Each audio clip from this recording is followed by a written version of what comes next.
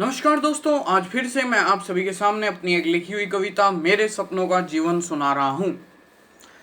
कैसा होगा मेरे सपनों का जीवन, ध्यान से सुनो लगाकर मन। मैं एक अच्छा जीवन जीना चाहता हूं, कुछ अच्छी बातें इस संसार से सीखना चाहता हूं। एक कहानी की तरह मेरा जीवन हो, जिसमें हर काम का संतुलन हो। मैं चाहता हूं एक बार फिर आए राम राज्य, इस देश का हर व्यक्ति हो जाए निर्भय।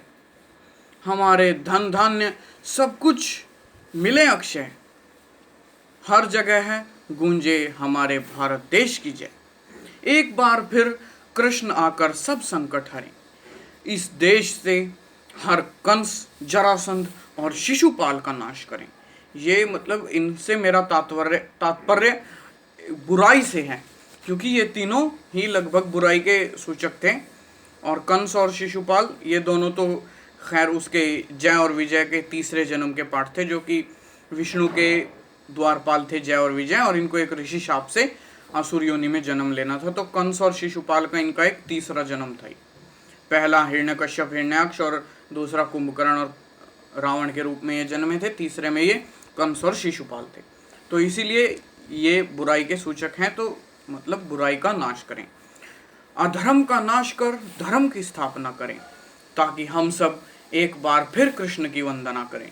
इस देश को जय जयकार मिले, इस देश को जय जयकार मिले, सबको अपना अधिकार मिले, हर व्यक्ति निर्भय हो जाए, हर कोई अपना हक पाए।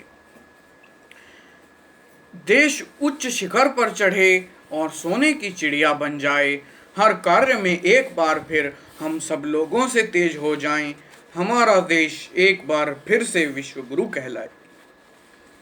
सबकी जिंदगी एक राजा जैसी हो, सबके दुख टल जाएं और सबके दुख टल जाएं और सब सुख ही सुख पाएं। अरे अभी कहाँ जाते हो, लगाए रखो अपना मन। अरे अभी कहाँ जाते हो, लगाए रखो अपना मन। अभी तो बहुत बचा है मेरे सपनों का जीवन। मेरा है एक सपना, मेरा है एक सपना कि हर कोई हो जाए अपना, हमें ना पड़े संघर्ष करना, सब लोग हमसे मेल मिलाएं अपना। सभी लोगों के जीवन का साकार हो जाए सपना, किसी को भी किसी चीज की ना हो कमी, सब लोग कहें कि हमारी जिंदगी कभी नहीं थमी। सबके सिर से उतर जाए हर प्रकार का कर्ज, सभी लोग निभाएं अपना अपना फर्ज। सभी लोग देश की संपत्ति का ध्यान रखें, उसको कभी ना कोई नुकसान करें। मैं इन सब चीज़ों को होते देखना चाहता हूँ। मैं एक संघर्षरत पर आसान जीवन जीना चाहता हूँ। मैं कुछ ऐसा कार्य कर जाऊँ, मैं अपने देश के काम आऊँ, अपने देश के विकास में सहायक बनूँ, अपने बड़ों का नाम रोशन करूँ। मैं अपने इस देश को विकसित देखना चाहता हूँ, अपने देश को हर कर्ज से मुक्त देखना चाहता हूँ। मैं नहीं चाहता कि कोई दुविधा, चाहता हूँ सारी सुख सुविधा।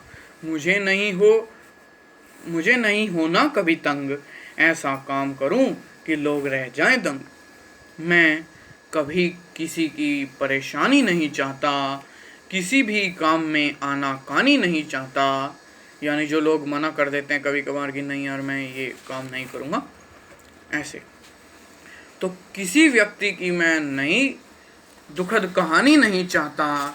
मैं किसी व्यक्ति को फरमानी नहीं चाहता, यानी जो कि बड़े बड़े बातें कहते रहते हैं पर करते कुछ नहीं है, तो वो फरमान कहते हैं। तो ये एक कवि की अपनी स्वतंत्रता होती है कि जब वो किसी भी कविता को लिखता है तो शब्दों का हेर फेर वो लाइंस को मिलाने के लिए कर सकता है। तो इसीलिए मैंने यहाँ पे मैं किसी व्यक्ति को फरमान ही नहीं चाहता, यानी जो फरमान जारी करे उसको मैं देखना नहीं चाहता।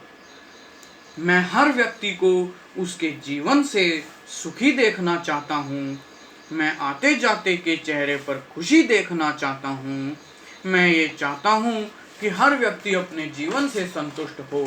मैं ये चाहता हूँ कि हर व्यक्ति अपने जीवन से संतुष्ट हो, कोई भी कमज़ोर ना रहे, सभी हृष्ट पुष्ट हों।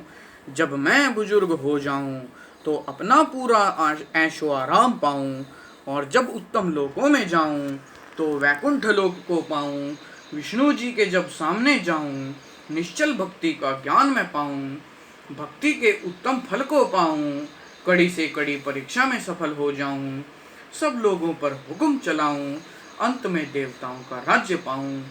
बस यही तो था मेरा जीवन, जिसमें मुझे हर जगह मिले फन यानी मज़ा। अपनी कविता को करता हूँ डन, आपने इसमें लगाया होगा खूब मन। बस यही तो है मेरे सपनों का जीवन। धन्यवाद।